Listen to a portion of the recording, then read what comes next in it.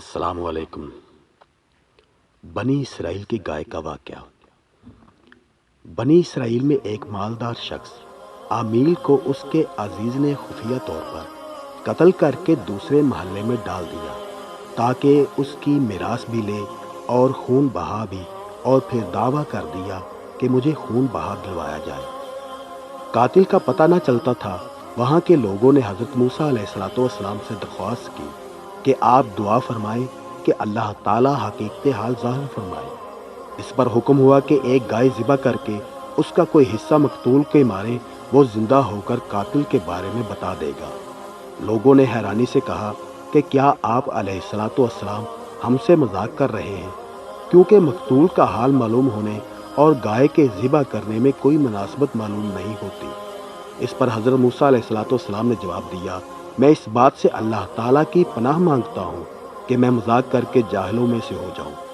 جب بنی اسرائیل نے سمجھ لیا کہ گائے کا ذبح کرنا مذاق نہیں بلکہ باقاعدہ حکم ہے، تو انہوں نے حضرت موسیٰ علیہ السلام سے اس کے اوصاف دریافت کیے اور بار بار سوال کر کے وہ لوگ قیدیں بڑھاتے گئے، اور بالآخر یہ حکم ہوا کہ ایسی گائے ذبح کرو جو نہ بوڑھی ہو اور نہ ہی بہت کم عمر، بلکہ درمیانی عمر کی ہو، بدن پر کوئی داغ نہ ہو، ایک ہی رنگ کی ہو، رنگ آنکھوں کو بھانے والا ہو، اس گائے نے کبھی کھیتی باڑی کی ہو، نہ کبھی کھیتی کو پانی دیا ہو۔ آخری سوال میں انہوں نے کہا کہ اب ہمیں انشاءاللہ راہ پا لیں گے۔ بہرحال جب سب کچھ طے ہو گیا تو ان کی تسلی ہو گئی۔ پھر انہوں نے گائے کی تلاش شروع کر دی۔ ان کے اطراف میں ایسی صرف ایک گائے تھی۔ اس کا حال یہ تھا کہ بنی اسرائیل میں ایک صالح شخص تھے، ان کا ایک چھوٹا بچہ تھا اور ان کے پاس ایک گائے کے بچے کے علاوہ اور کچھ نہ رہا تھا۔ انہوں نے اس کی گردن پر مہر لگا کر اللہ تعالیٰ کے نام پر چھوڑ دیا اور بارگاہ حق میں عرض کی، یا رب عز و جل، میں اس بچیا کو اس فرزند کے لیے تیرے پاس ودیت رکھتا ہوں تاکہ جب یہ فرزند بڑا ہو تو یہ اس کے کام آئے۔ اس نیک شخص کا تو انتقال ہو گیا، لیکن وہ بچیا جنگل میں اللہ تعالیٰ کی حفاظت میں پرورش پاتی رہی۔ یہ لڑکا جب بڑا ہوا تو صالح و متقی بنا اور ماں کا فرما بردار تھا۔ ایک دن اس کی والدہ نے کہا، اے نور نظر، تیرے باپ نے تیرے لیے فلاں جنگل میں خدا کے نام پر ایک بچیا چھوڑی تھی، وہ اب جوان ہو گئی ہوگی، اللہ تعالیٰ سے دعا کرو کہ وہ تجھے عطا فرمائے اور تو اسے جنگل سے لے آ۔ لڑکا جنگل میں گیا اور اس نے گائے کو جنگل میں دیکھا اور والدہ کی بتائی ہوئی علامتیں اس میں پائیں، اور اس کو اللہ تعالیٰ کی قسم دے کر بلایا تو وہ حاضر ہو گئی۔ وہ نوجوان اس گائے کو والدہ کی خدمت میں لایا۔ والدہ نے بازار میں لے جا کر 3 دینار پر فروخت کرنے کا حکم دیا اور یہ شرط کی کہ سودا ہونے پر پھر اس کی اجازت حاصل کی جائے۔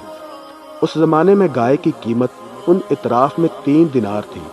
نوجوان جب اس گائے کو بازار میں لایا تو ایک فرشتہ خریدار کی صورت میں آیا اور اس نے گائے کی قیمت 6 دینار لگا دی، مگر یہ شرط رکھی کہ نوجوان اپنی والدہ سے اجازت نہیں لے گا۔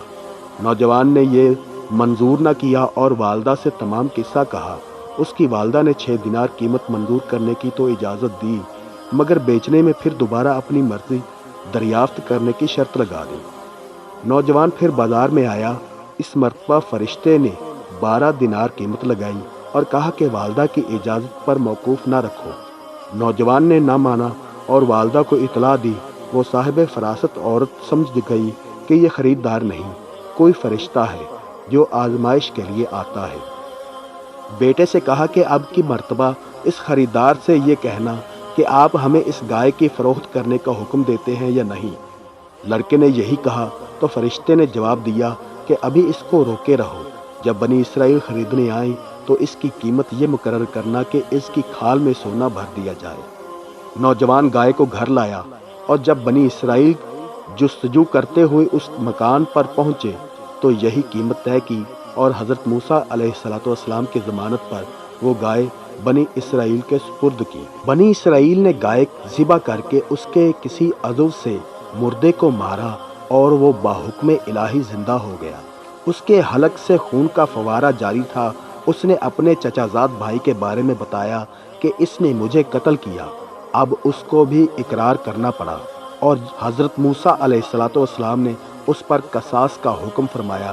اس آیت مبارکہ میں اللہ تعالیٰ نے مردے کو زندہ کرنے کے اس واقعے سے قیامت کے دن اٹھائے جانے پر دلیل قائم کی کہ تم سمجھ لو کہ جیسے اللہ تعالیٰ نے اس مردے کو زندہ کیا، اسی طرح وہ قیامت کے دن بھی مردوں کو زندہ فرمائے گا، کیونکہ وہ مردے زندہ کرنے پر قادر ہے، اور روز جزا مردوں کو زندہ کرنا اور حساب لینا حق ہے۔